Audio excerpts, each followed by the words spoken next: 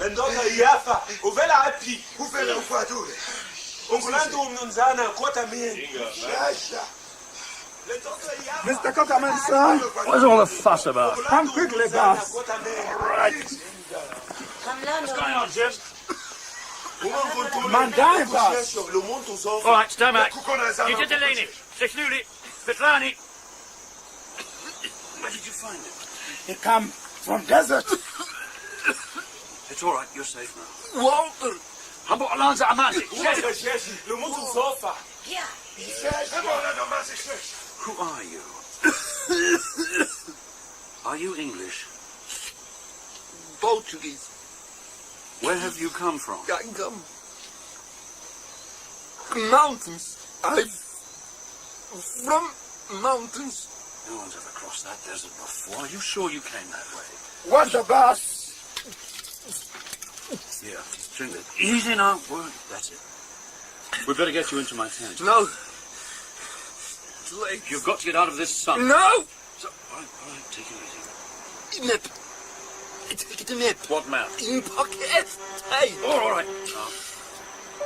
It's map for Suleiman's mountains. Diamonds. I die. It's for you now. Is this where you've been? These mountains? Suleiman's mountains. Diamonds make you richest man in the world. Suleiman!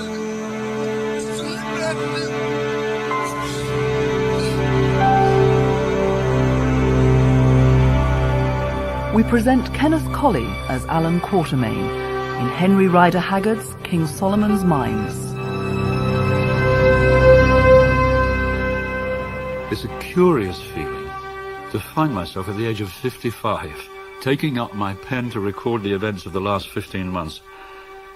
But unless I set my adventures down for others to read, especially my son, Harry, back home in England, I may come to doubt that it ever took place. My name then is Quatermain, Allan Quatermain. I suppose all this started about 18 months ago. I'd been up elephant hunting in Bamangwato and had a deal of bad luck. In fact, everything went wrong on that trip, and it all ended with me coming down with the fever. So as soon as I was well enough, I was determined to get back to Natal without any further delay. I'd booked my passage on the Dunkeld. Being a poor sailor, I'd taken to my cabin early and left strict instructions with the steward that I was not to be disturbed. So I was surprised not only to hear a knock on my cabin door, but on opening it to find a man of about 30, with a mane of long blonde hair, beard to match, and who was perhaps the biggest-chested, longest-armed man I'd ever seen. Mr. Quatermain? Yes. My name is Curtis. Sir Henry Curtis. I wish to talk... Some other time, perhaps. Right now, all I want to do is get Mr. a good night's Quatermain, sleep. I have travelled several thousand miles to meet you. Surely you could spare me a few moments. Oh, what is all this about? I have a proposition I wish to put to you. Shall we say the saloon bar in 10 minutes? Ah, Mr. Quatermain. Good of you to come. My pleasure. Do sit down. What can I get you to drink? I prefer to know what all this is about. Yes, of course. May I introduce John Good, Captain, ex-Royal Navy? Quatermain? Good. Mr. Quatermain, almost exactly 2 years ago, you were trading in the Transvaal. I had a few things to sell. I don't quite see how this is of any interest While to you you were there, you met a man called Neville. I stopped there a few nights before going on into the interior. What's all this got to do with Mr. me? Quatermain, please. Well, funnily enough, I had a letter from a lawyer a few months back asking if I knew what had become of him. Yes, your reply was forwarded to me. In it, you said that the man called Neville had left with a wagon and a native tracker. Now, do you know, or can you guess, where that journey would have taken him? Excuse me, gentlemen. Look, Mr. Quatermain, I have no right to insist on your answer. I'm but sorry, it's a subject I don't care to discuss. You don't care to discuss? That's what I said. I insist on an answer. Insist all you like. Gentlemen, please. Now, please sit down again, Mr. Quatermain. I don't care to be told Please. what I should or should not say. Thank you. I apologize. Mr. Quatermain, I'm going to tell you a story and then ask for your advice. Perhaps even for your assistance. Go on. Mr. Neville was my brother, my younger brother. Until about 5 years ago, I don't think we were ever a month away from each other. And then we quarrelled bitterly, in the way only brothers can. And before we could make our peace, our father died, intestate. Which meant that my brother was left without a penny. And the upshot of the whole affair was that he withdrew the few £100 he had in his account, changed his name to Neville, and started off for South Africa with the wild hope of making his fortune. And that was when I began to learn that blood really is thicker than water. Well, 4 years passed without a word, although I wrote to him several times. And I became more and more anxious to find out if George was alive or dead, and if alive, to get him home again. I made inquiries, and your letter was one of the results, but it didn't go far enough. It told me he was alive, yes, but... Oh, to cut a long story short, I made up my mind to come and find him myself. And Captain Good here agreed to come with me. Well, there's nothing else to do, really. Turned out to starve on half pay. So, Mr. Quatermain, and perhaps now you'll tell us what you know or have heard of the man called Neville. I heard it started out for King Solomon's mines. I thought they were just a legend. Who knows? Do you believe they exist? Yes.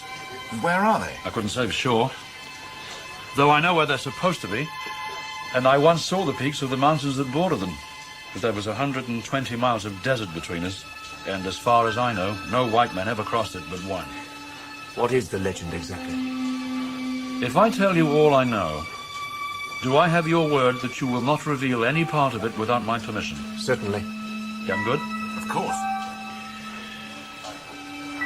Very well. I first heard of the mines about 30 years ago. Still a bit wet behind the ears then. Couldn't tell a kudu from an eland, you might say. Met an old elephant hunter by the name of Evans. Been here all his life. Well, one night, round the fire, perhaps he'd had a bit too much to drink. Ever heard of Suleiman's Mountains? Where are they? Up in Mashokalumboy country. It's where King Solomon had his mines. His diamond mines. Did you know Suleiman was just another way of saying Solomon? Met an old Isanusi, and that's the sort of witch doctor up in Manika country. Told me about the people who live just across the mountains. Like the Zulus, but even finer and bigger men. Great wizards who'd learned their art when all the world was dark. And who had the secret of a wonderful mine of bright stones. Well, it was all getting a bit too fanciful even for me.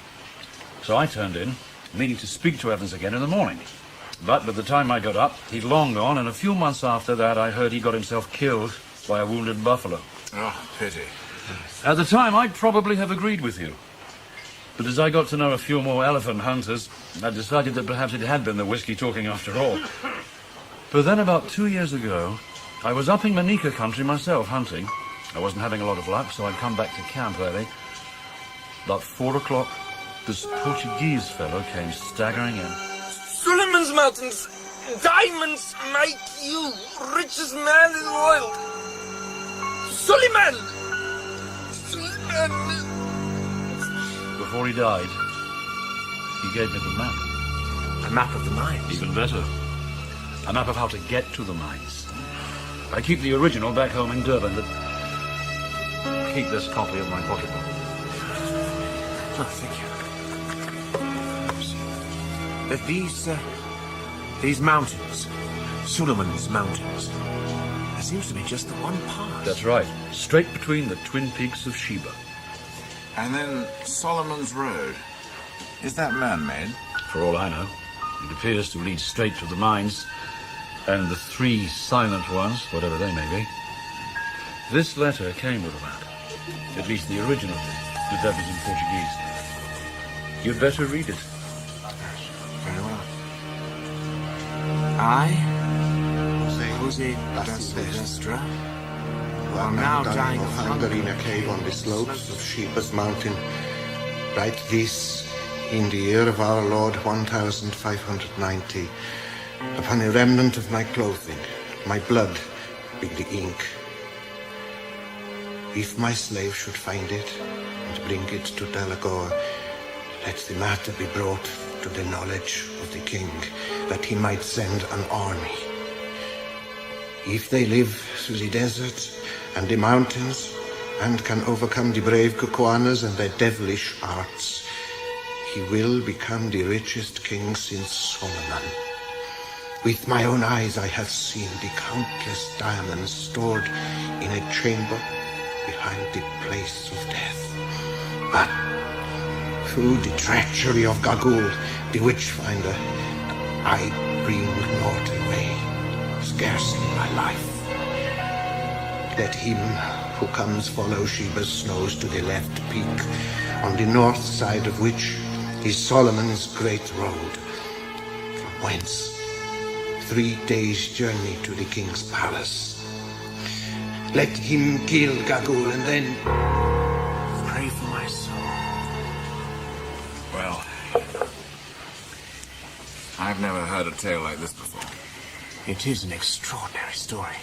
There's one other thing I have to tell you about your brother, Sir Henry. Yes?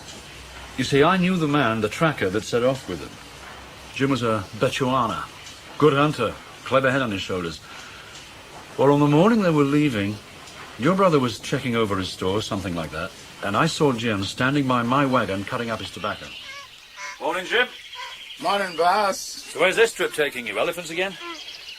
No, boss. Something worth more than ivory. Gold, then. Oh, no, boss. Worth more than gold, even. Sounds interesting. Boss, Yes? we go for diamonds. Diamonds? Then you're heading in the wrong direction. You should be heading for the fields. You heard of Solomon's big boss? There is diamonds there. Yeah, I've been listening to too many stories, Jim. Come on, we're leaving. Coming, boss. I say goodbye now. Maybe you're right. Maybe we never check south again. Jim, is your master really going to Solomon's Berg? Yes, boss. I want you to give him a note from me, but not till you reach Inyati, you understand? Right. See now. Climb the snow on Sheba's left peak. On the north side is the start of Solomon's Great Road. Right, that should do it. When you give this to your master, tell him I know what I'm talking about, but don't give it to him yet. I don't want him back asking questions I won't answer. Come on, Jim. What's the matter with you? You better get going. Don't forget what I said. Sure, boss. I remember. Goodbye, boss. Bye, Jim. Good luck. So there you have it, Sir Henry. In my experience, and trying to cross that desert, I doubt very much if he's Mr. still Quatermain, alive. I have come to Africa to find my brother. I shall trace him to Solomon's Mountains and over them, if necessary, until I do find him. Or until I know that he is dead. Will you come with me? Now look, I've shown you the map, and Just I'd be let me say prepared to this, let you copy please. it. I'm a rich man, and I'm determined to find out what has become of my brother. I don't doubt your determination, Sir Henry, Please, but I'm afraid you'll have to do hear it me without out. my help. I believe there is no journey on this earth that a man may not make if he sets his heart to it. I also believe there is nothing he cannot achieve, provided he counts his life as nothing, ready to keep it or lose it as Providence may order. However, I'm also a realist, and the success of this particular venture could well depend on your presence. You may put the remuneration for your services at whatever figure you like within reason, and it will be paid before we set out. And should we reach the mines and find diamonds, they shall belong to you and good. But please, I need your answers soon. Right, let's take a look at the guns. Okay, boss. 3 heavy breech loading away. Within a week of reaching Durban, I was busy organising our supplies and looking for 2 men to accompany us. They had to be trustworthy, brave too. In a business of this sort, our lives could depend on them. First, I found a Hottentot called Ventvogel, one of the best game trackers in the business. As for the second... Papa wants to see you, boss. Tell him to come in. What's that, Napa? He was a tall, good-looking fellow, about 30.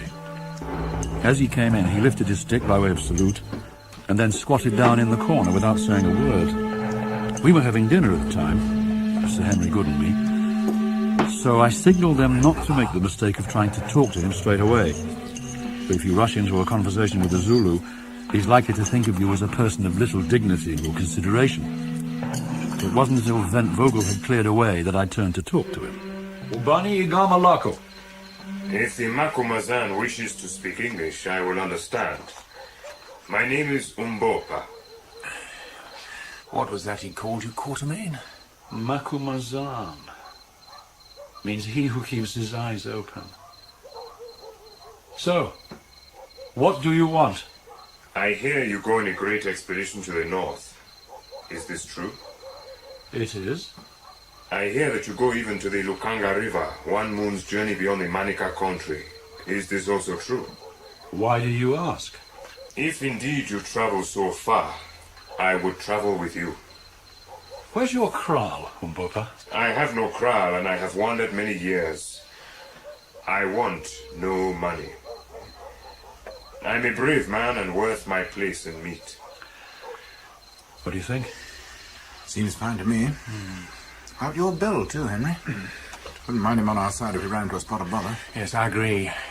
Besides, we haven't much choice, have we? We leave in the morning. I'm not so sure. There's something about him. Not like any Zulu I've come across. But you're right. We haven't really any choice. It's your man, Sir Henry. You better tell him he's got the job. Right.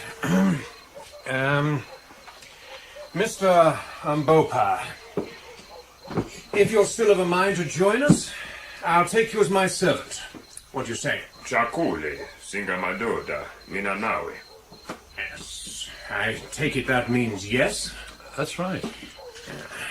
What did he say? That it's as well he's going as your servant. For you're both men. We got to Sitanda's kraal in the second week of May. A journey of more than 1,000 miles. The last 300 or so being made on foot. Once we left Sitanda's kraal, we would be facing 120 miles of desert, with nothing to guide us but the distant mountains and old Sylvestra's blood-drawn chart. And considering it had been scratched out by a dying and half-distraught man, perhaps it wasn't the sort of document you should be staking your life on. He marks a pool of bad water bang in the middle of the desert. 60 miles from here, and 60 from Sheba's mountains. If we don't find it, We die. what are the chances? In a vast sea of sand and scrub. Infinitesimal. Jolly good. What is life? It is a feather. It is the seed of the grass blown hither and thither. Sometimes multiplying itself and dying in the act. Sometimes carried away into the heavens. But if the seed be good and heavy, it may perhaps travel a little way on the road it wills. On our third day out from Sitanda's kraal, we came to the very place where I'd seen that poor Portuguese crawling back out of the desert. 2 days later, I knew why. I don't know about you fellas, but I feel as if I've just done 100 press-ups inside an oven. Wouldn't be so bad if you could catch your breath properly. Oh. It is well to journey one's road and fight for air. Man must die. At worst, he can but die a little sooner. You're a strange fellow, Umbopa. I think perhaps we are alike, you and I. Perhaps I too seek a brother over the mountains. What do you know of those mountains? I know there is a strange land beyond them. A land of witchcraft and beautiful things. Those who live to see will see. What do you mean by that? You need not fear me, Macumazahn. I dig no holes into which you would fall. If we ever cross those mountains behind the sun, I will tell you what I know. But I say to you now, death sits upon them. If you are wise, you will turn back. Zegihulumile. Odd sort of fellow. He's too odd by half. And he knows more than he's prepared to let on. Still, we've got a desert to cross. Mysterious Zulu or not, we need him. Let's just hope he needs us too. Our plan, such as it was to reach the spot marked on old Sylvester's map as Pan Bad Water by the 4th day. What's to say it's still there? Probably dried up generations ago. Could be just so much desert by now. And on the morning of the 5th day, I knew we were in trouble. It's no good, Quatermain. If we stay here, we'll be roasted alive. Worse if we try and march in this heat. How much water have you got? A cupful, no more. I should think I've even got that. Yeah, same with me. Umbopa, what do you think? We must wait till sun go down before we look for water. And get spit roasted in the meantime. We will cut Karu scrub, cover ourselves and lie still. What do you think, Quatermain? Will it work? It might, if we can get enough Kuru together. Sounds like our only chance. All right. Use your hunting knives. Only take it easy. And no water till we've finished, all right? Agreed. Hey, that Vogel! Come and give us a hand. Looks like he's found something. He'll find more than he's bargained for if he doesn't pull his weight. Hey, Van Vogel, what do you think you're doing? Look here, boss. In sand. Spar of springbok. Pretty fresh. It's springbok, all right. It's hard to say how old it is in these conditions. Pretty fresh, boss. And springboks never go far from water.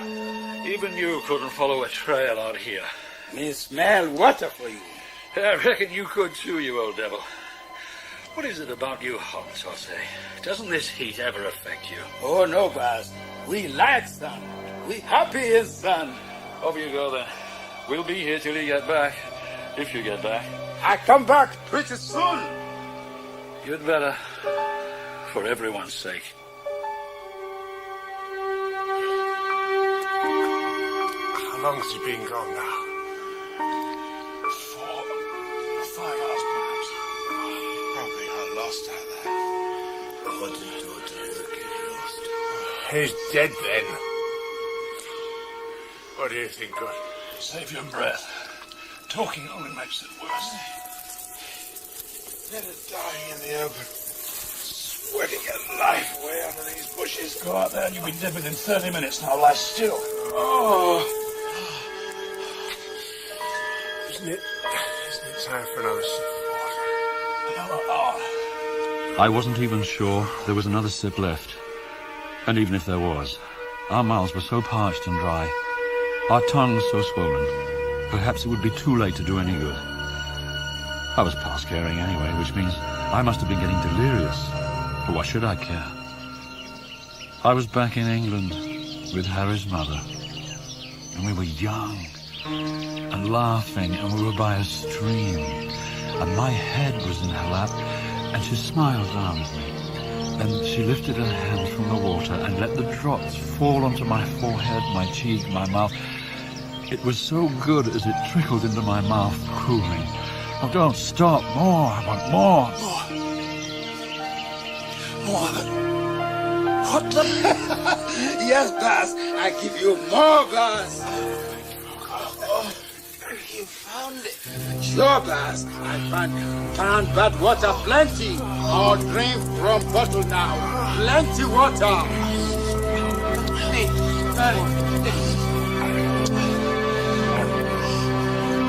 Hey, Van Vogel, you are a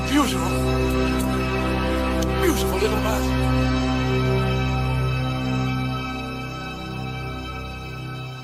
On the 3rd day out from Pan Bad Water, we reached the upper slopes of Sheba's Mountain. We were well above the snow line, and the bitterly cold winds had drifted the snow to such an extent it threatened to cover up the cave old Sylvester had marked on his map. But find it we did, and then, huddled together for warmth, we tried to forget our miseries in sleep, but it was a desperate night with temperatures that, well, let's just say it was as near to death from exposure as I'd ever come. Morning, Quatermain. Sir Henry? I won't ask if you slept well. Neither will I. So you a nice, hot, steaming cup of tea waiting for me. Yes. And bacon and eggs to follow. His son. Yes, I We will be warm soon. Oh, good job, too. Hey, Ben Vogel. Time to wake up. Ben Vogel. He can't hear you. I think there are some snow in his face, I think. No room for slackers on this trip. He can't hear you because he's dead. What? Good God. How did it happen? Couldn't take the cold. Damn it all, it's... Macumazahn. What is it? At the back of the cave. What? What? Come on up. No tricks now. Do you hear me? I said come on up! Wait a minute. I believe it. It's now my turn to say you're talking to a dead man. Dead? No. Oh, no. Now calm yourself, good. What? Keep calm in a cave with two dead men? That's enough! I'd better see who it is. No. Let me go first. Maybe my brother.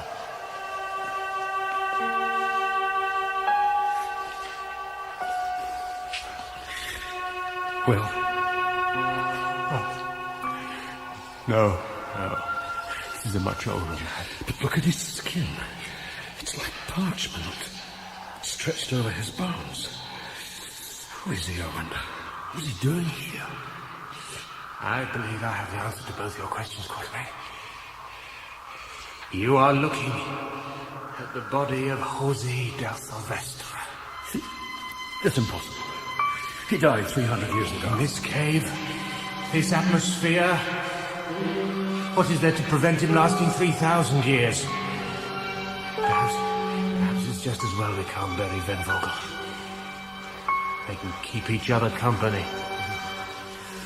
How many hours will it be before we join them? But it was downhill from now on, and the snow was soon far behind. And as that blessed sun began to break up the early morning mist, we realized that not only was there grass, trees, game, and streams all around us, we were now walking along Solomon's Great Road. Incredible. Absolutely incredible. A bit like some of those Roman roads back home. Except this must have been created hundreds, 1,000 years before. I've never seen the like. Look, the sun's up. There's a stream over there. And plenty of game around. I don't know about you, but I could do with some breakfast. Sounds fine to me. Couldn't be better. All right, you two get a bit of a fire going, and Umbopa and I'll see if we can bring down a bit of bacon. Right. Perfection. Sheer perfection. What do you say, Umbopa? This place suits you? It is a good land, Macumazahn. Only one thing wrong as far as I can see. No hot water. I can't think why you're bothering to shave in the first place. Must keep up appearances. Well, if you're anything to go by, I think I'll stay the way I am. Steady on, old boy. Oh, no offence. Be an improvement when you shave both sides of your face, though. But that monocle gives you a certain air of authority. When you two have quite finished. Oh, carry on, old boy. Don't let us stop you. Thank you. The art of shaving oneself in the open without the aid of hot water is known to few men. Now note the angle to which the razor is held and the delicate precision required to control the blade as one draws it smoothly over. What on earth was... Don't move, any of you. Where did that come from? Macumazahn, There, in the trees. Yes, I've seen them.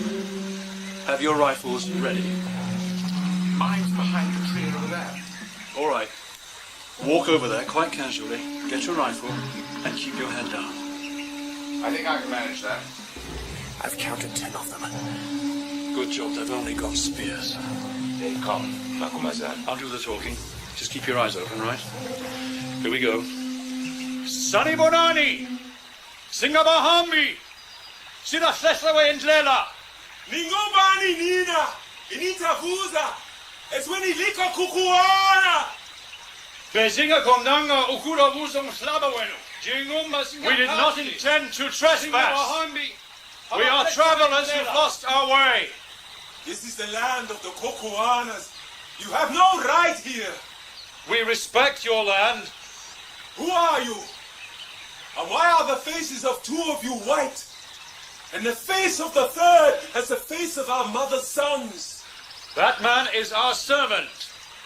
We are strangers, and we come in peace. You lie! No strangers can cross the mountains where all things perish. No strangers may live in the land of the Kokuanas. Prepare to die! What's the verdict? Seems I don't take very kindly to strangers in this part of the world. So, we have a fight on our hands. Seems that way. Here they come. But if I'm gonna die, I think I prefer it to be in the open. Kisubuya Nikulo Minawa.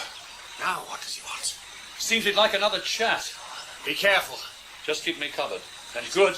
You'd better stay in the open. I've got a feeling you could be the #1 man around here. Right. What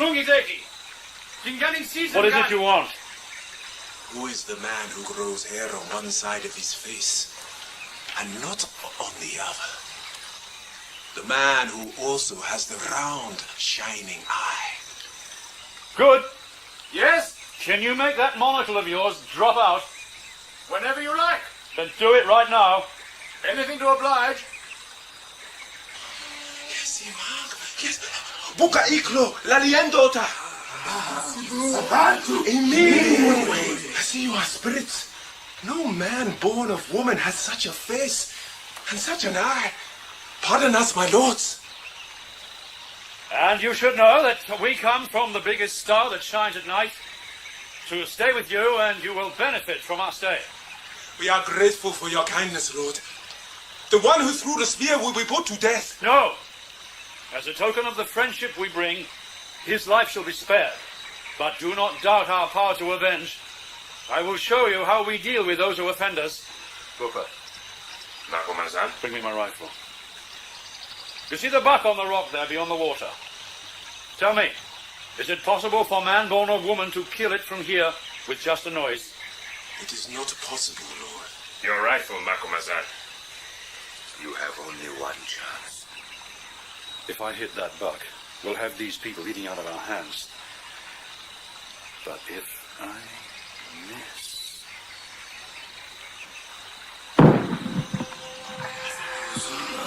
Why you bulala nje unkusinda? Why you bulala nje unkusinda? Now take us to your king.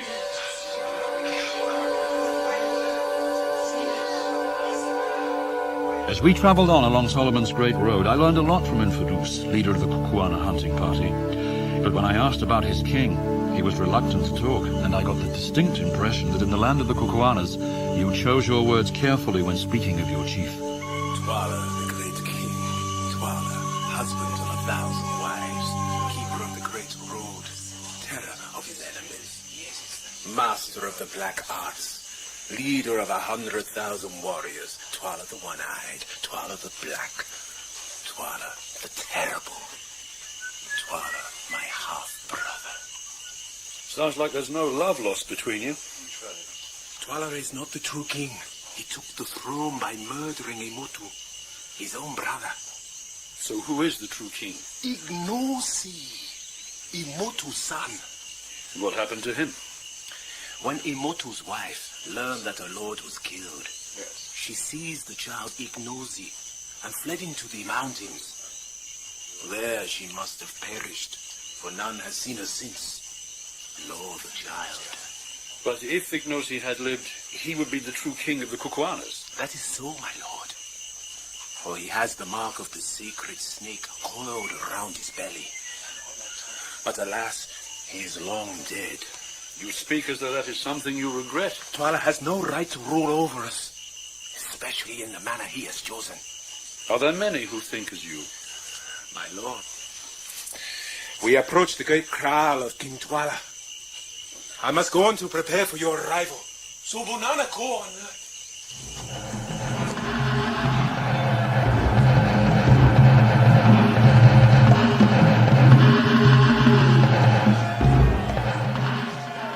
How much longer do we have to sit here, Quatermain? At least until King Twala arrives, and according to Infidus, that won't be until he's good and ready. It's all very well being guests of ours. Sitting out here in front of 10,000 fully armed Kukwana warriors makes me feel decidedly nervous. Just make sure you keep your rifle handy. What exactly is this witch hunt ceremony? It is to seek out evildoers, those who shake in their wickedness and fear the judgment of the Great One. How did you know that, Umbopa?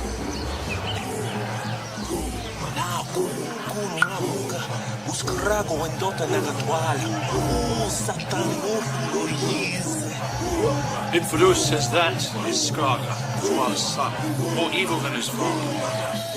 I don't like the look of whoever's with him either. Looks like some sort of withered monkey in a fur coat.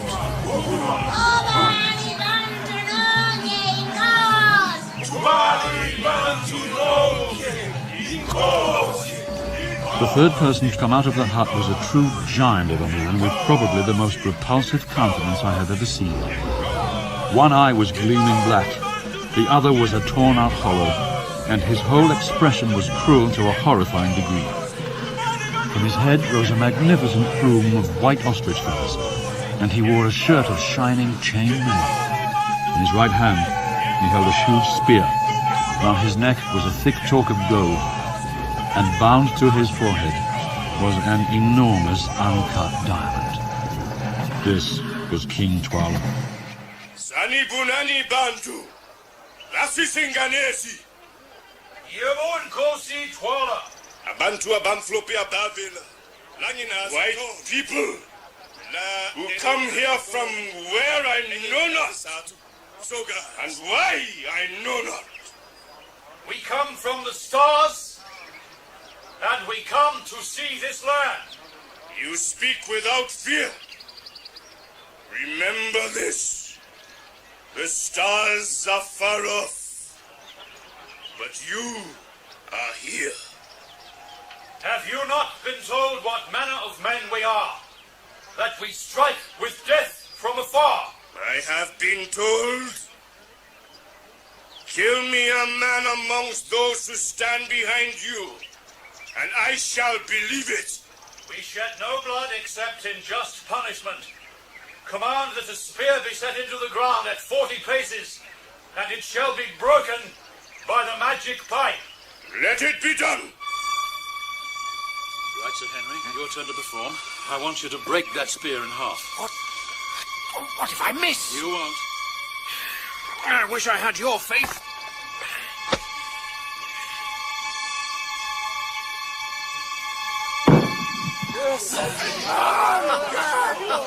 Well, have I lied? No, white man, you have not lied. But now I will show you how we seek out those who plot wickedness against their king. Gagul! As he called the name, the wizened, monkey-like figure crept towards his feet. Then it stood, and its fur cloak was thrown back to reveal a face even more repulsive than that of Twala himself. It appeared to be that of a woman of great age, but so shrunken that it was no larger than that of a one-year-old child, and its wrinkled scalp moved and contracted like the hood of a cobra. This, then, was Gagul. Listen, O King! Listen, all warriors! Listen, O babes unborn! Listen, O dead things that shall live again!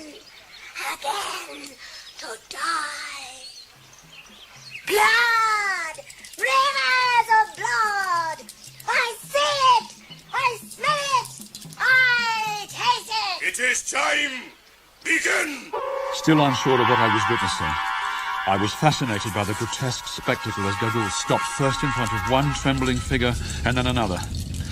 Then, without warning, she pointed the claw-like stick she carried at the Kukwana warrior she had been circling.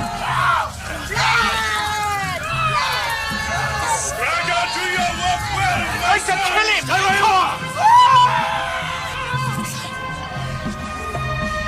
That's cold-blooded murder. For heaven's sake, man, you want to be next. But I can't just sit here and watch that. 10 for us against 4. What chance do you think we'd have? We sat there helpless for over an hour.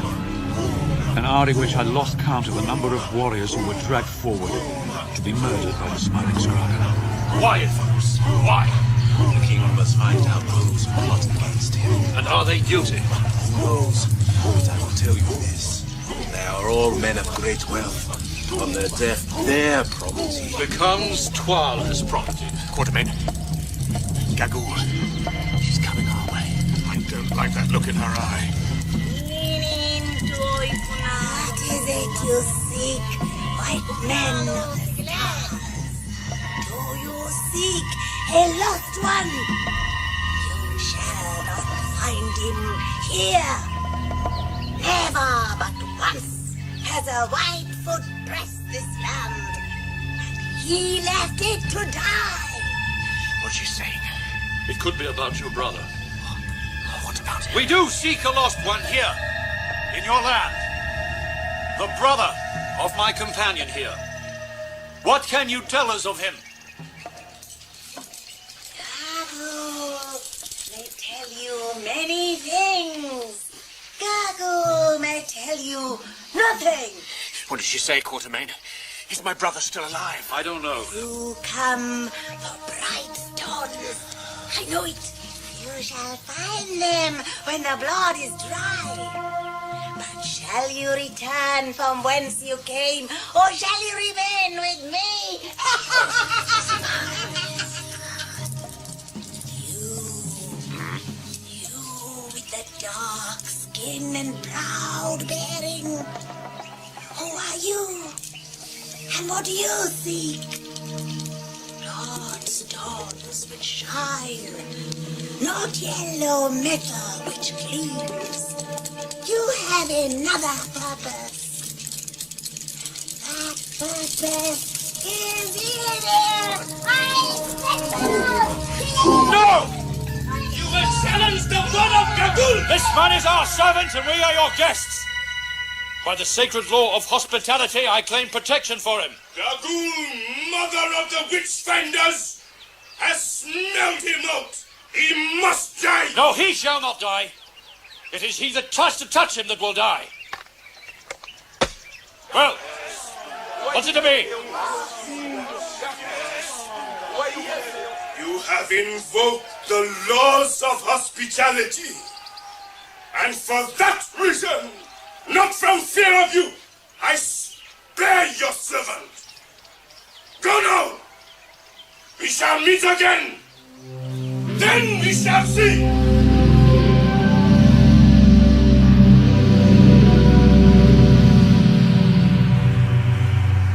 Killing. Nothing but killing. Because he is not loved by his people. King Twala knows he must rule by fear. Then why don't the people get rid of him, Infidus? Because Scragga would reign in his place, and the heart of Scragga is blacker than the heart of Twala. If Imotu had not been slain, or if Ignosi, his son, had lived, it might have been otherwise. But both are dead. Can you be so sure Ignosi is dead? What do you know of this, Umbopa? Listen, Infidus. Is it not so that when King Imotu was killed, his wife fled with the boy Ignosi? It is so. And was it not said that the woman and her son died upon the mountains? It is even so. Now, I will tell you the truth. The mother and the boy did not die. They crossed the mountains and were led by a tribe of wandering desert men across the sands. How do you know this? They traveled on for many months until they reached the land of the Amazulu. There the son Ignosi lived and waited, and at last he met men who would seek this unknown land. They crossed the burning desert. They crossed the snow-clad mountains. And they reached the land of the Kukuanas where they found you, Infidus. You are surely mad to talk this way. Not so. I will show you, uncle. What? See? I bear the mark of the great snake. I am Ignosi, rightful king of the Kukuanas. It is true. You are my brother's son. You are my king. With your help, and the help of these brave white men who are my friends, I shall be. But tell me, is now the time to rise up and strike against Twala? It is possible. I will speak with the chiefs. I only understood a few words, but I take it we have a king in our midst. Yes, and Infidus, and an army of Kukuanas on his side, but only if we can give them a sign that says their 20,000 spears can defeat the 60,000 that belong to Twala. Tell him we'd like to oblige, but it's hard to see how we can... I'm not so sure. What is the date? The 4th of June. Gentlemen, I think we could be in business. Tell Infidus he will have his sign tomorrow night. What are you... I think you could say that the answer's heaven sent. The next night we were Twala's guest of honor at another of his barbaric rituals, the dance of the maidens.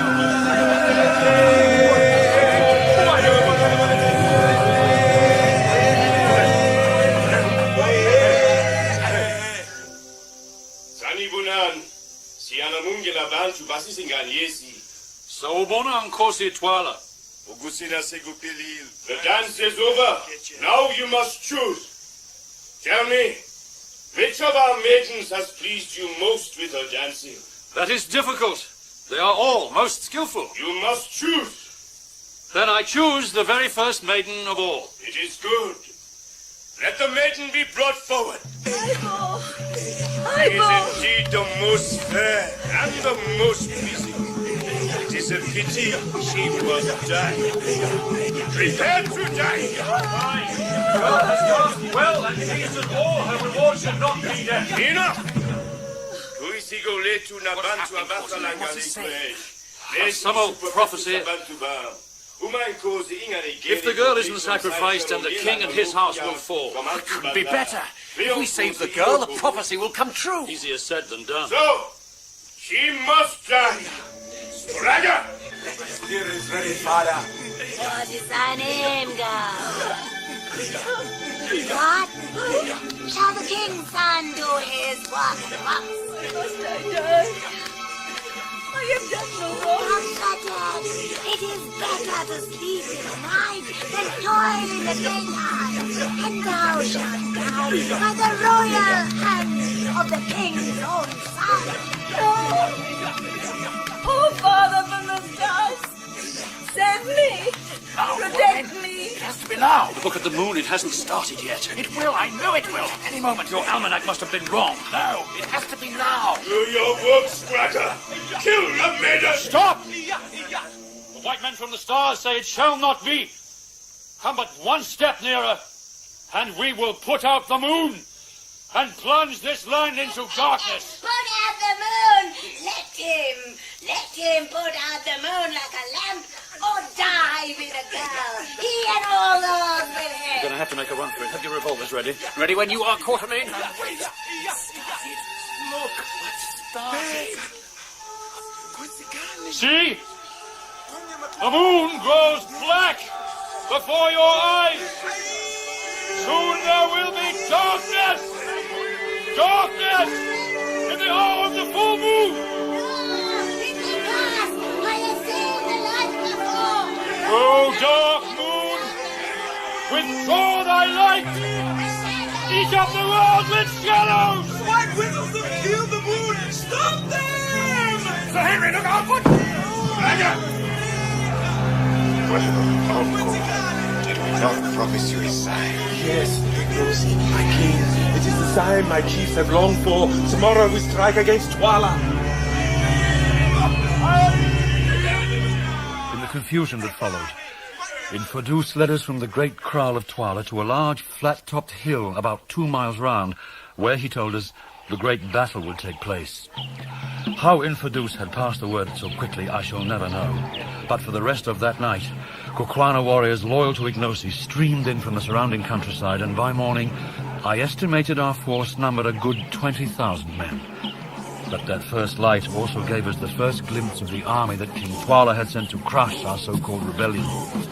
An army that outnumbered our old force by at least 3 to 1. Well, Nakumazan, is there fear in your heart? Yes, there is, Ignosi. A man who feels no fear before battle is not the man I would have fight by my side. Now, we must make ready. Our forces had been drawn up in 3 rings that completely encircled the hill and represented our first and second lines of defense, with Infidus' own regiment about 4,000 men in the third and final ring. At first, as Twala's army marched towards us, we had been able to pick off a dozen or so apiece with our Winchesters, but as the first wave locked in combat with the outer defensive circle, the superior weight of the attacking force began to tell, and their battle cry was both exuberant and full of confidence. In no time at all, our first line was pressed back till it merged with our second, and then back again until the third ring was brought into the action. Quickly, a company of your finest men. Tell them to follow me. I remember a dreadful rolling noise of police machines, and the sudden apparition of a huge guy charging towards me with a spear pointing straight at my stomach. I flung myself at his legs, and his body arched over mine and crashed to the ground. Before he could recover, I put a bullet through his skull and watched mesmerized as his body lay twitching in front of me. Just as I realized I was presenting myself as the easiest target of the day,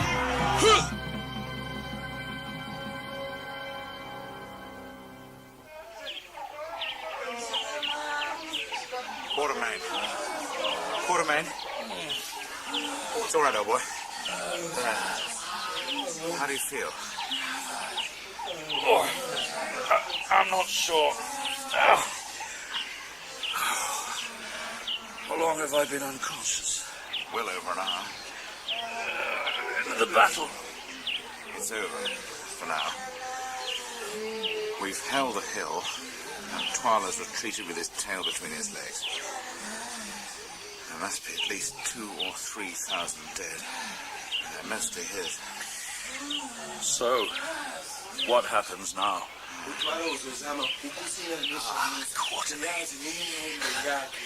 How's the head? Twice its normal size. At least it's still on your shoulders. I understand that we've got something like a victory on our hands. For the moment, perhaps. So what's your next move, Ignosi? My uncle believes Twala will now try to starve us into submission. Will he succeed? Without food, we may last for several days. But water... What sort of condition is Twala in? Already fresh men are arriving to replace those who have fallen.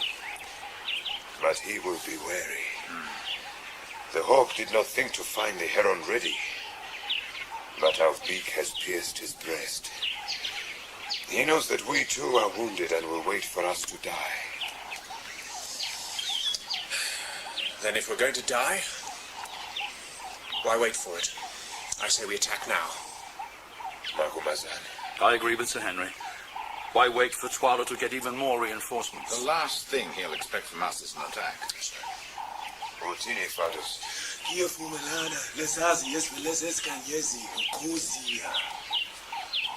Let us make ready. We strike before one more hour has passed. for me, what followed was like some half-forgotten dream.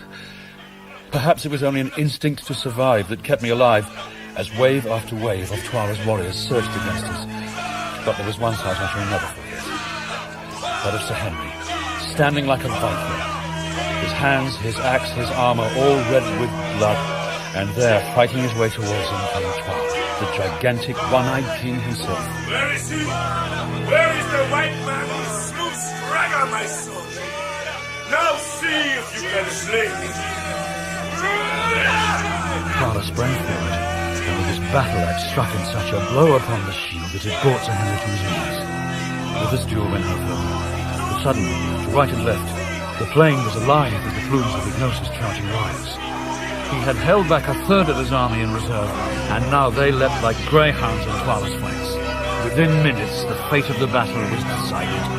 Twala's regiments broke into flight, and soon the great plain was scattered with warriors trying to make good their retreat. To my great relief, both my comrades had survived, as had perilous, and the rightful king of the Kukuanas himself, Ignosis. Warriors!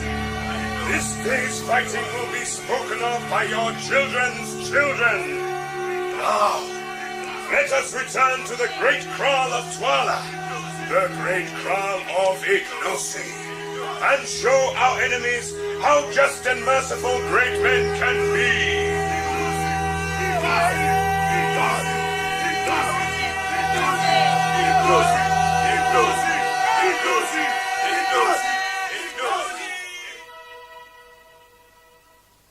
Hail, King. Hail, Ignosis. You who with the white man's magic have seduced my regiments and defeated my army. What fate have you for me? The fate you gave my father, whose throne you have sat on these many years. So be it. I will show you how to die, that you may remember it against your own time.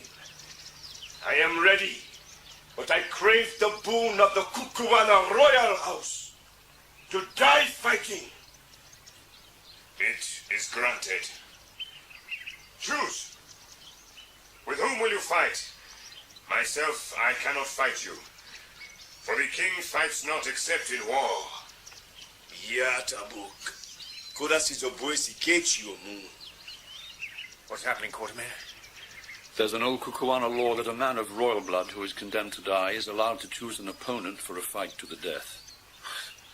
And if Twala should win, does he walk away scot-free? No, he has to choose another opponent, and another if necessary. They see it as an honorable way to die.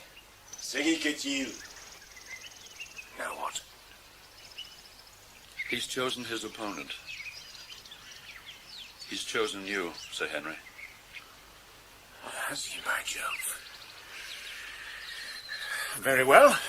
Let's get on with it. You don't have to accept. I won't give him a chance to call me a coward. Now, for God's sake, man, no one ever thinks that after seeing you fight today. Twala! I will fight you. Prepare to die. No, my brother. You have fought enough in my cause. And should you fall now, it would cause me much grief. Let Twala choose another. It is me he has chosen. It is me he shall fight. Twala, Sewulungile. Sengilungil. Sir Henry, are you ready? I am ready. Iluake, Ilua, fight. For a while, they treated each other with respect, circling warily as they looked for an opening to use their broad-headed battle-axes. Then suddenly, Twala rushed forward, his axe sweeping towards Sir Henry's head. Parrying with his shield, Sir Henry returned the blow, which was countered in the same way. Then a blow from Twala glanced off Sir Henry's shield onto his shoulders. Twala saw his advantage, and with a succession of blows forced him to the ground. Twala raised his axe for what should have been the final blow. But Sir Henry suddenly lunged forward and brought Twala crashing to the ground. He clamped his fingers into Twala's neck, and before he could wriggle free, he drew the razor-sharp Twala from his belt and plunged it deep into the neck of the former king. For a few moments, Sir Henry just lay there. Then, withdrawing the Twala with a sudden jerk, he used it to cut the leather thong that bound the single diamond at Twala's forehead, and taking it in his hand, he held it out towards Ignosis. You are the lawful king of the Kukuanas. King by birth and victory. Then from sheer exhaustion, he fell slowly forward into the dust, a slight smile on his face, as if he knew he had earned a rest which, as it turned out, was to last for several days. So, you are leaving us, Macumazan. Tomorrow morning. First light. I will send a company of my finest men to guide you along the Great Road. I will also send the one who is said to know the secret of the three silent ones and the place of death. Elise.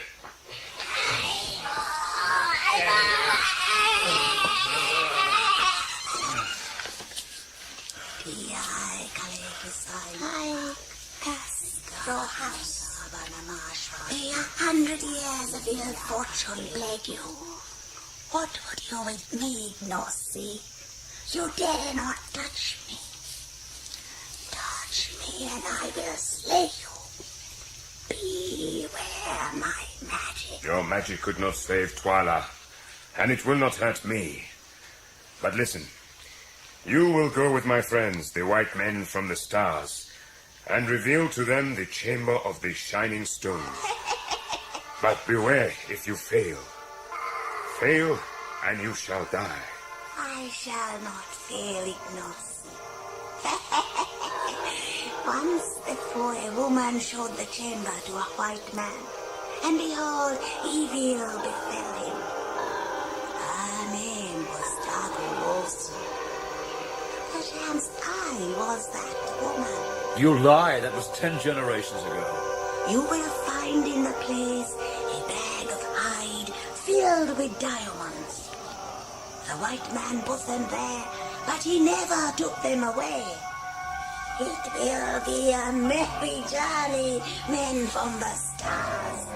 And we can see the bodies of those who died in battle long ago. Their eyes will be gone now, and their ribs will be hollow. My lords, come on. I will use my stick to scratch them back into life. That evil-looking object stays right here. What evil can there be in poor old Gargoyle's stick? See? It is only the withered limb of one of my forebears. It can do you no harm. Yeah. Give it to me. Shall I have it burned, No, my lord, no. Gargoyle must have a stick, a precious stick. You must not let it be burned. No. Macumazan? Oh, let her keep it. Cause more trouble than it's worth if you burned it. Throw it on the fire, it'll probably stink the place out. Thank you, my lord. Gargoyle will show her gratitude. And so we set off for the mines, with Infidus and some of his warriors to guide us. On the morning of the third day, we reached the end of the Great Road and started up the slope, which, according to old Sylvester's map, led straight to the mine entrance. Good! Quatermain! Up here, quickly! Hurry! Right. They're coming! I don't know where he gets his energy from. What is it? Take a look. Well, is it the mine? It's the mine, all right. Or rather, the entrance to the mine. Never expected. Must be but at least half a mile across. And what? 300 feet deep? You've never seen the diamond diggings at Kimberley, that's for sure. This is Solomon's mine, all right. Nice, Angel. So, Macumazan, are you ready? We are. Then let us descend into the place of death before the silent ones show their anger. What are you talking about, you old witch? Do you not see their disapproval? Take care, Kagul. I'm in no mood for your tricks. No tricks, Macumazan. Look, see how they watch us. I see 3 rocks.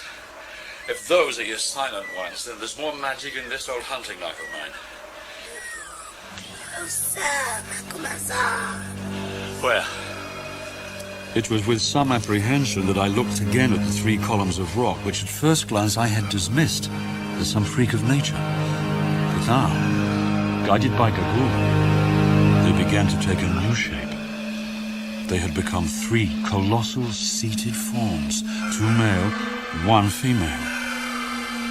Was it the ravages of the wind and rain of many centuries?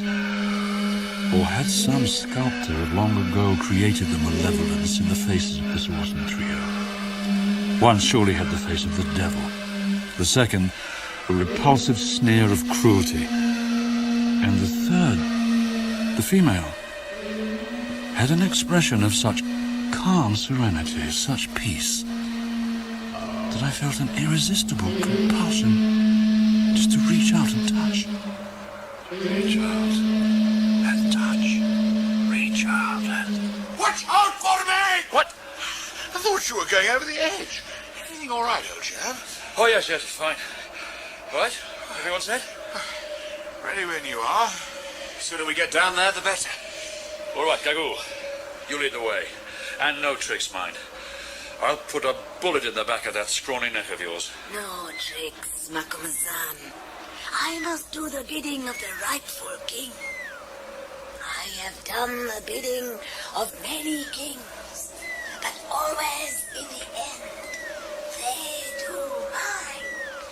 Taking the lamp from Sir Henry's hand, Gagool went over to the sheer rock wall that towered behind us, and for the first time, we saw the small arched opening and the pitch black of the darkness beyond. White men from the stars. I suppose we'd better get after her. Yes. Time to take the plunge, as it were.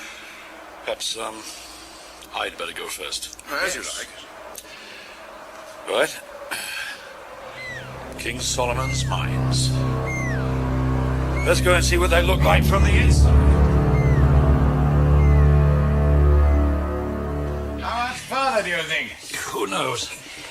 If I can't stand up straight soon, I'll end up as bitter and twisted as that guide of ours. It looks as if the tunnel might be coming to an end. It certainly is getting lighter. In fact, you can actually stand up. Good God. I don't believe it. What have you two found now?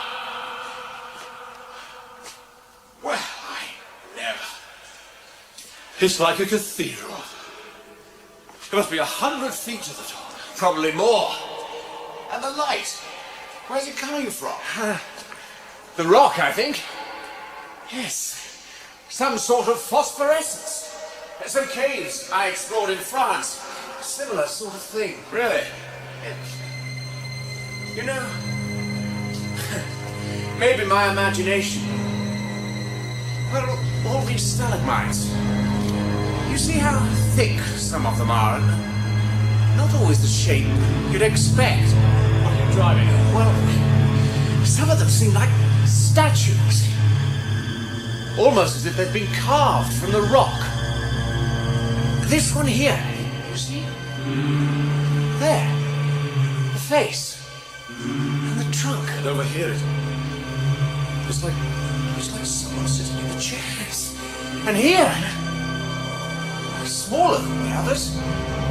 Like a child. You can almost make out the features. No! I don't believe it. What's the matter, man? Well, look! There. Sitting on his throne. Twala. But it can't be. It's Twala, all right. You can still see the wound in his neck. But how did he get here? And his face. It's as if it's covered with a sort of coating of glass. Don't you see? This place, the place of death. This is where the Kukwana people bring their royal dead. They bring them here to preserve them.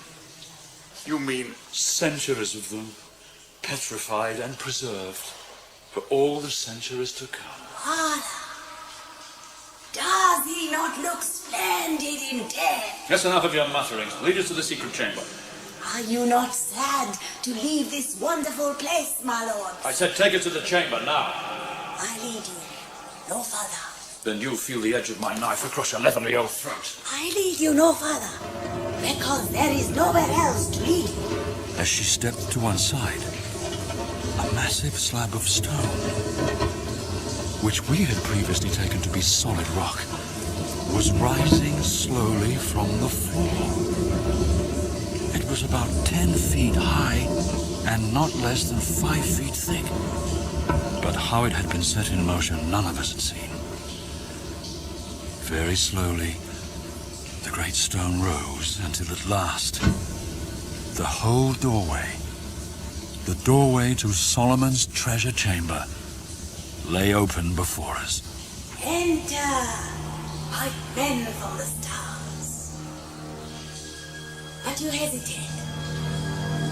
Then first hear thy servant, Gargoyle behold.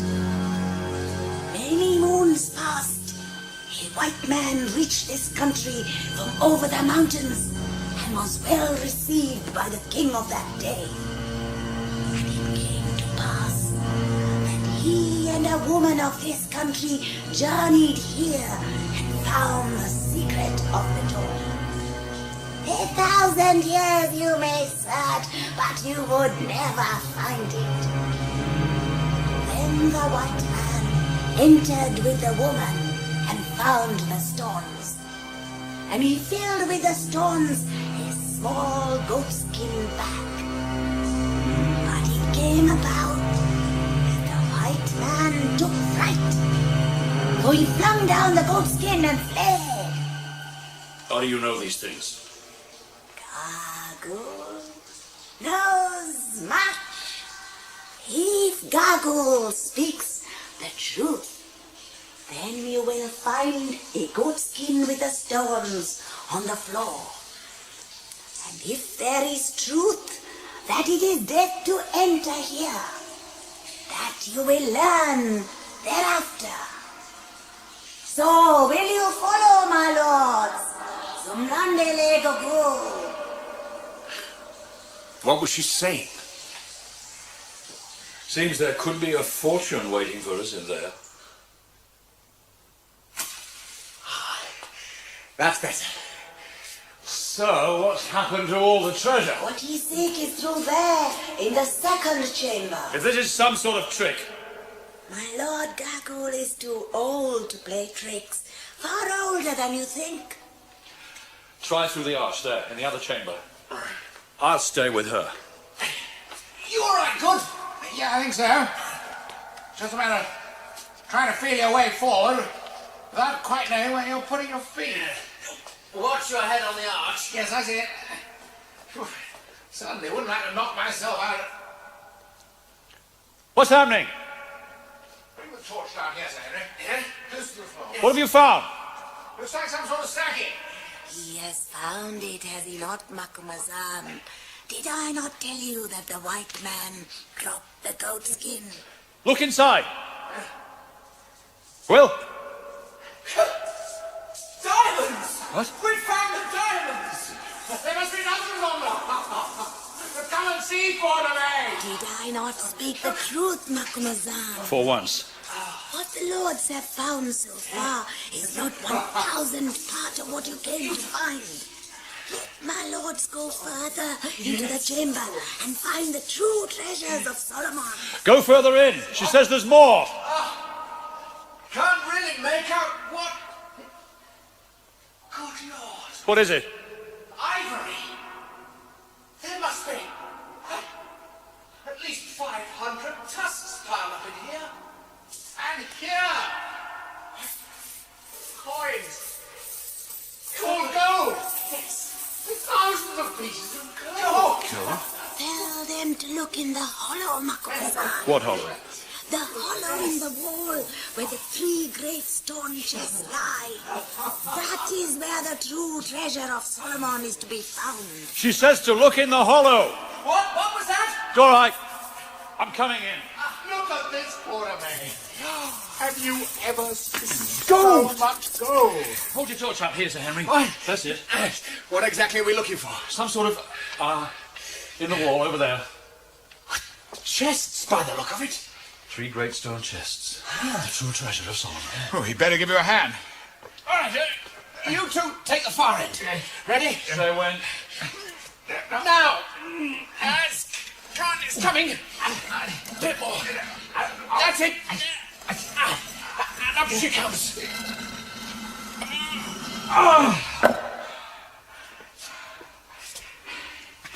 You know, if the other two chests are the same, we're probably looking at half of all the diamonds ever to see the light of day. It's just incredible. The treasure of Solomon. I mean, we'll be the richest men in the world. So many others. Well, let me get a grip. I'm ready when you are. Right, I'll count to... What is it? Gagool, she's closing the door. After her! Where is she? There! In the doorway! I've got to stop it! What? No! Let me go! It's too low, you'll never make it. Nor will she. She's going to be crushed! Enjoy your dinners, my lords, and tell your companion that his brother is dead. He has come for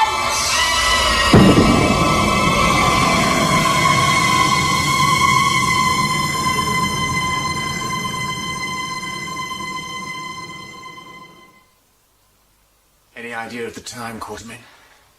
Hardly worth striking a match for, is it? No, I suppose not. I'd say we've been here about 7 hours. Seems more like 27. Ironic, isn't it? What is? Here we are, with more diamonds than any man has ever seen. And they're no earthly use to us. Not here. Not when you're buried under God knows how many thousands of tons of solid rock. Silence. Absolute silence. It's as if we've been cut off from all the echoes of the world. As if we're already dead. Still, at least I know about George now. That's some sort of consolation, I suppose. If we can just hang on till morning, I mean, Infidus is bound to come looking for us. I wouldn't bank on it. And even if he could find this chamber, the whole Kukuana army couldn't open that door.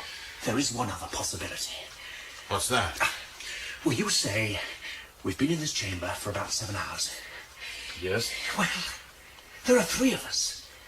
And I know the air's a bit thick down here, but it's still perfectly fresh. Just as fresh as when we first came in. It's certainly not coming through the door. That's airtight if ever a door was. It must be coming from somewhere. Well, how about lighting another match? Let's save them as long as we can. We've only got 4 left. Well, what do you suggest? We get down on our hands and knees and explore every inch of the floor. All right. Keep together. Give me your arm. That's it. Right, you good? Look, I know this may sound a bit stupid, but what are we looking for exactly? Fresh air. Oh! By my reckoning, that's the 3rd time we've come up against this particular wall. Now what? Unless you've got a better idea, we do it again. And again and again. Or perhaps the thought of being buried alive doesn't perturb you unduly. Point taken. Right. All turn together. Fine by me. Oh, you seem to lose all sense of direction in the dark. Yeah. Same as before. Move up a couple of yards. Right. That should do it. Right. Off we go again.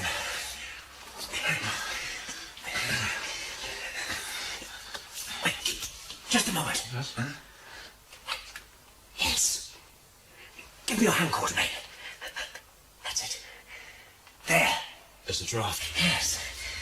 When I give the word, Quatermain, I want you to strike a match. During that time,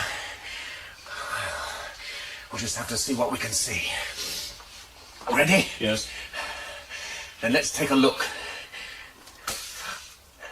There. Just to your left, Sir Henry, sort of line. Yes. Could be a slab. It's hollow, all right. It must be the way out. Give me a moment. I'll strike another. Not till we're ready. Now listen. When the light comes again, good? See if you can work that stone ring loose. I'll try and free the sides of the slab with my knife. Right. Ready when you are. Here goes. It doesn't seem to want to budge. Keep trying. I think... Yes, it's moving. Good man. Hold the match a bit closer, Quatermain. Don't suppose this knife will be much use after this. Harry, the match is going. Just one side. Quick as you get. Got me that time. Right. Let's give it a try. I'll take the ring. You and Good join in if I can raise it enough. Go on. Good luck. Deep breath then. Here goes. Doesn't seem to work. Yes. Yes, it's moving. Get ready. A bit more. Just a bit more. I can't. Oh, come on. That's it. Quatermain, got it. Lift. Here it comes. Don't stop. We'd never... That's it. All the way. And over she goes. Well done. You all right? Yeah, that's all right. Right. Let's see what we've uncovered. Last match but one. There's fresh air at least. I think... Looks like a flight of stairs to me. It's got to be the way out. Or the way in. As long as it takes us away from this tomb, I couldn't care one way or the other. Last look, gentlemen. That's it. I thought you had one more match. If it's all the same to you, I'll use it to get back to the other chamber. You make a start. Now what's he up to? Well, Good. If you're ready. Never felt better. All right. Let's see where these stairs go. Oh, Lord. Well, which way to go now? What is it? That you, Quatermain? What have you found? Seems to be some sort of tunnel. As far as we can make out, it runs in both directions. What do you think? Your guess is as good as mine. If we only had some light. What is it? Just found the bottom step. Well, don't come any further for a moment. Not till we've decided. Sort of thing you'd usually settle with a coin. I think we can do better than that. How do you mean? The fresh air's on the outside. And to reach us on the inside, has to be sucked in, right? Yes. So it seems logical to go against the draft. Let's give it a try. Look, it could be my imagination. I think I can see a patch of light. Where's that? Straight ahead. Very large. About the size of a small window pane. Yes.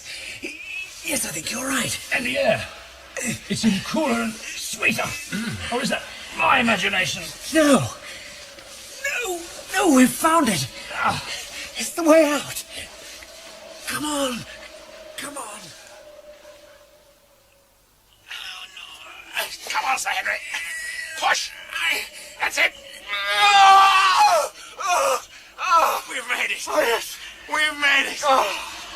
Is it really over? It's over.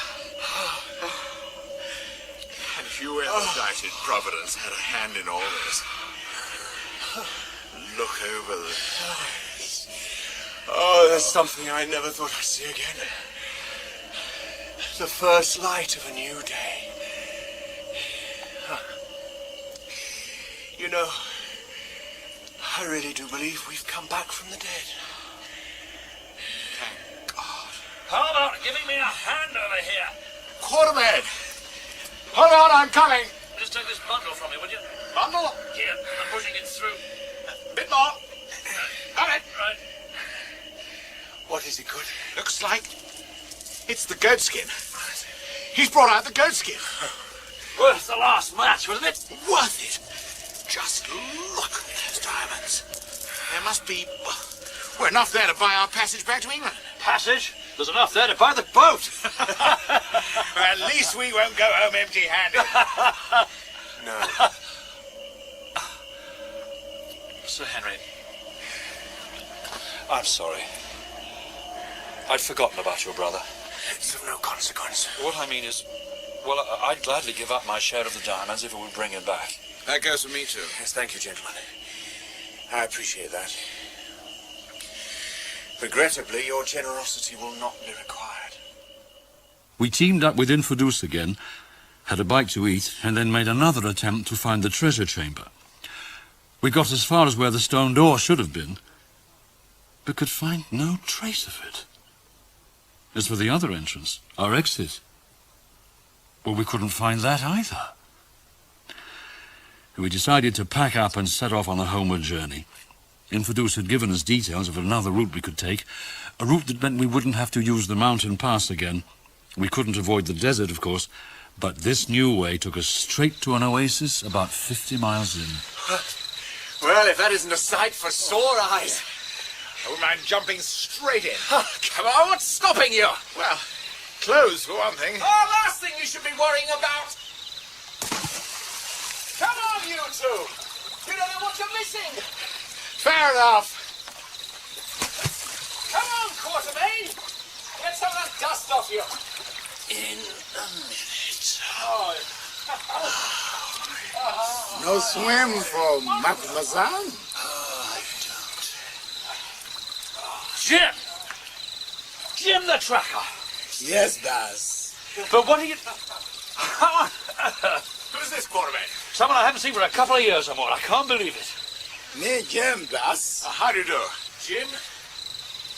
My brother's tracker. Your brother's tracker. Boss? My name's Curtis. You would have known my brother as Mr. Neville. Oh, yes, boss. Me, Mr. Neville's tracker. What happened to my brother? In hot, leg bad. Is he dead? Oh, no, boss. Still bad leg, but not dead. Where is he? In sleep, in hot. You mean the hut? Over there? Yes, boss.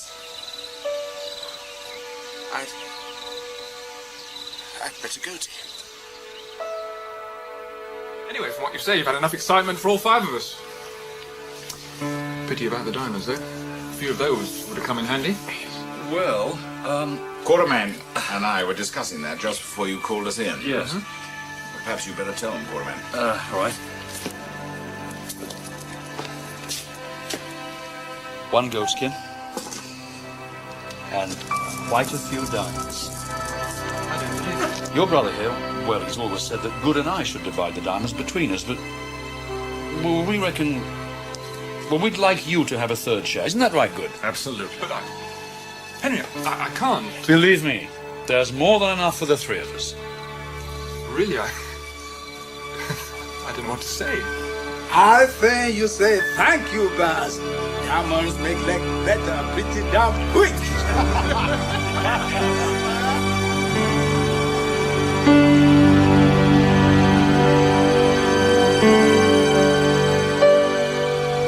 King Solomon's Mines by Rider Haggard was dramatised by Peter Mackie. Allan Quatermain was played by Kenneth Colley, Sir Henry by Christopher Scott, Captain Good by Charles Collingwood, Ignosi by Ben Onwukwe, and Infadus by Okun Jones. King Twala was Geoffrey Kissoon, Gagool Heather Emanuel, Da Silvestre Graham Colclough, Sir Henry's brother Neil Foster, and Jim Ilario Bisi Pedro. Technical presentation was by Mark Decker, Julia Elledge and Neil Summers.